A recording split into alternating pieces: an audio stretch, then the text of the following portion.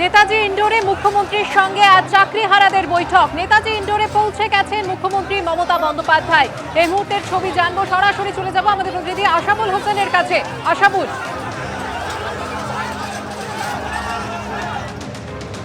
দেখো, মুখ্যমন্ত্রী কিছুক্ষণ আগেই পৌঁছে গেলেন, যদিও সময় দেওয়া হয়েছে 12টা।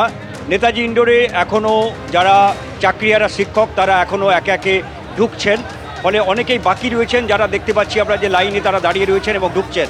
মুখ্যমন্ত্রী অনেকটা আগেই ঢুকে পড়েছেন। তিনি এই মুহূর্তে যে অ্যান্টি চেম্বার রয়েছে নেতাজি ইন্ডোরে সেখানে তিনি রয়েছেন। শিক্ষামন্ত্রী ব্রাত্য বসু পৌঁছেছেন, মুখ্য সচিব এবং অন্যান্য আধিকারিকরা তারাও পৌঁছে গেছেন। বেশ কিছু বিশিষ্ট মানুষ আজকে আমন্ত্রিত রয়েছেন, তারাও একে একে আসছেন এবং আমরা দেখতে পাচ্ছি যে 19টা তবে যে ব্যাকড্রপে কিন্তু কোনো রকম কোনো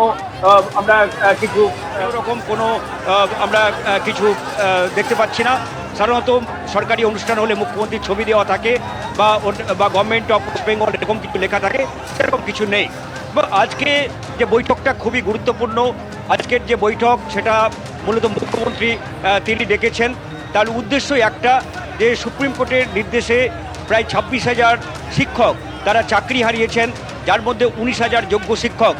এই শিক্ষকদের ভবিষ্যৎ একটা চরম সংকটের মুখে, চূড়ান্ত একটা অনিশ্চয়তার মুখে। তারা এই অনিশ্চয়তা থেকে, এই সংকট থেকে কিভাবে তাদের উদ্ধার করা যায়, কোন পথে একটা সমস্যার সমাধান করা যায়, কিভাবে জট খোলা যায়, তা নিয়েই কিন্তু আজকে মুখ্যমন্ত্রী এই বৈঠকটা করবেন। এটা একটা টু ওয়ে কমিউনিকেশন, অর্থাৎ একদিকে যখন চাকরিহারারা তাদের বক্তব্য রাখবেন, তারা কি চাইছেন মুখ্যমন্ত্রীর কাছে, কি চাইছেন সরকারের কাছে, এবং সরকার পাশাপাশি তাদের প্রস্তাব দেবে যে সরকার তাদের জন্য কি করতে চায়। সব কিছুটাই একটা মানবিক দৃষ্টিভঙ্গি নিয়ে সরকার এগোতে চায় এবং তারা চায় যাতে চাকরিহারারা তারা যাতে এই অনিশ্চয়তা থেকে মুক্তি ঘটান। মূলত 3টি বিষয় আজকের বৈঠকে উঠে আসতে পারে। প্রথম বিষয় হচ্ছে সুপ্রিম কোর্টের যে নির্দেশ, তাতে আগামী 3 মাসের মধ্যে যোগ্য শিক্ষকদের পরীক্ষা করে তাদের চাকরির ব্যবস্থা করতে হবে। এখন এই চাকরিহারা পরীক্ষার্থীরা তারা পরীক্ষায় বসতে চান কিনা, এবং যদি তারা বসেন সেক্ষেত্রে রাজ্য সরকার তাদের জন্য কোনো বিশেষ ছাড় দেন কিনা, কোনো কনসেশন দেন কিনা, সেই বিষয়টা নিয়ে আজকের বৈঠকে আলোচনা হতে পারে। দ্বিতীয় বিষয় হচ্ছে যে সুপ্রিম কোর্টের নির্দেশে তারা ইতিমধ্যে চাকরি হারিয়েছেন, সেক্ষেত্রে যারা স্কুলে যাচ্ছিলেন, যে শিক্ষকরা, অশিক্ষক কর্মীরা, তারা কি আর স্কুলে যাবেন? তারা কি আর বেতন পাবেন? যদি তাদের বেতন বন্ধ হয়ে যায় সেক্ষেত্রে বিকল্প কোনো কি পন্থা সরকার তাদের সামনে আনবে, যার সেই বিকল্প পন্থার মধ্য দিয়ে তাদের এই যে বেতন, সেই বেতনটা হচ্ছে জারি রাখা হবে, এরকম কোনো চিন্তাভাবনা কি সরকারের আছে? সেই বিষয়টা নিয়ে আজকের বৈঠকে আলোচনা হতে পারে।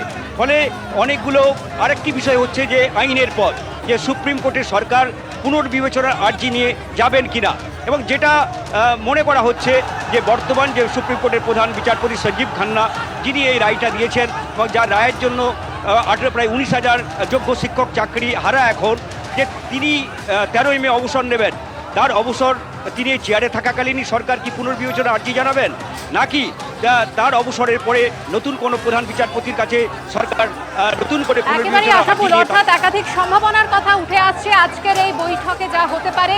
মুখ্যমন্ত্রী মমতা বন্দ্যোপাধ্যায় তিনি পৌঁছে গিয়েছেন, শিক্ষামন্ত্রী ব্রাত্য বসু পৌঁছে গিয়েছেন, মুখ্য সচিব সহ বেশ কিছু আধিকারিকরাও তারা পৌঁছে গিয়েছেন। নেতাজি ইন্ডোরের বাইরের ছবিটা আপনাদের দেখাবো, আমাদের প্রতিনিধি ব্রতদীপ ভট্টাচার্যের কাছে চলে যাব। ব্রতদীপ, বড় অংশের চাকরিহারা শিক্ষক শিক্ষিকা তারা ইতিমধ্যেই নেতাজি ইন্ডোরের ভেতরে ঢুকে গিয়েছেন, কিন্তু বাইরে এখনও অনেকে অপেক্ষা করছেন। দেখতেই পাচ্ছ হাতে ওএমআর শিট এবং অ্যাডমিট কার্ডের কপি নিয়ে তারা এখানে রয়েছেন পাস নেওয়ার জন্য, এবং বহু এরকম শিক্ষক শিক্ষিকা রয়েছেন যারা এখনও পাস পাননি এবং তারা সে কারণে নেতাজি ইন্ডোরের ভিতরে প্রবেশ করতে পারেননি। আর পাসের জন্য পাস না দিলে তো ঢুকতে দেবে না পুলিশ। হ্যাঁ, পাস না দিলে ঢুকতে দেবে না। পাইনি এখনো পাইনি, এই যে হাতে দাঁড়িয়েছি, আমরা তো পাসই পাইনি, কি করবো, বাইরে দাঁড়িয়ে রাখতে হবে।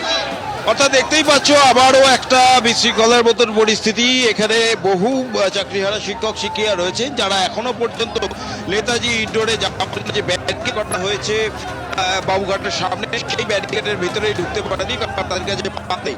এবং অন্য আরেকদিকে দেখাতে বলবো আমার ক্যামেরা সহকর্মী কৌশিককে, যারা পাস ছাড়া এসেছিলেন আজকে সকালে, যারা পাসের বৈধতা নিয়ে প্রশ্ন তুলছিলেন, যাদের সঙ্গে দফায় দফায় এই শহীদ মিনার থেকে আসা চাকরিহারা শিক্ষক শিক্ষিকারা সংঘাতে জড়িয়েছিলেন, তারাও কিন্তু রাস্তার উপর রয়েছেন।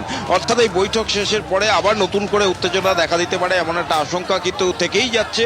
সেই কারণে কিন্তু পুলিশের তরফ থেকেও কিন্তু নিরাপত্তা ব্যবস্থা আরও আঁটাসাঁটো করা হয়েছে। কলকাতা সংলগ্ন যে পুলিশ কমিশনারেট এবং যে পুলিশ জেলাগুলি রয়েছে সেখান থেকে একাধিক আইপিএস অফিসারকে এখানে নিয়ে আসা হয়েছে এবং নতুন করে পুলিশ বাহিনী এখানে মোতায়েন করা হয়েছে। কারণ সকালেই আমরা দেখেছি দফায় দফায় কিন্তু সংঘাতের পরিস্থিতি তৈরি হয়েছিল, হাতাহাতিতে জড়িয়ে পড়েছিলেন এই চাকরিহারা শিক্ষক শিক্ষকদের যে দুই ভাগে বিভক্ত হয়েছে তারা, এবং তারপর পুলিশ গিয়ে সেই পরিস্থিতি সামাল দিতে রীতিমতো হিমশিম খেয়েছিল। কিন্তু এখন দেখতেই পাচ্ছ এখানে বহু এমন চাকরিহারা শিক্ষক শিক্ষিকা রয়েছে যারা নেতাজি ইন্ডোরের ভিতরে যেতে চান, যারা যোগ্য বলে নিজেদের দাবি করছেন, কিন্তু এখনো তারা পাস পাননি এবং সেই নিয়েও একটা জটিল। তোমাকে বিরত করছি, তুমি আমাদের সঙ্গে থাকো। কি পরিস্থিতির সৃষ্টি হয়েছিল সকালে যখন নেতাজি ইন্ডোরের সামনে পাস নিয়ে সংঘাতে দুই পক্ষের মধ্যে একেবারে মারপিট লেগে যায়, হাতাহাতি শুরু হয়ে যায়?